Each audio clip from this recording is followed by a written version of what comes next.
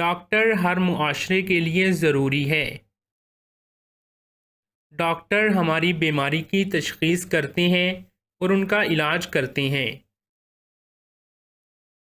Doctor मुआशरे की बहुत बड़ी खिदमत करता है। डॉक्टर बहुत मसरूफ़ ज़िंदगी गुजारता है। डॉक्टर अपने मरीज़ों को सुकून और एतमाद देता है। डॉक्टर की ज़िम्मेदारी बहुत मुश्किल है। वो हंगामी खिदमात में हर वक्त मौजूद रहते हैं। डॉक्टर हस्पतालों और क्लिनिक में मरीज़ों का इलाज करता है। सेहतमंद रहने में डॉक्टर हमारी बहुत मदद करता है। हमें डॉक्टर का शुक्रिया अदा करना चाहिए।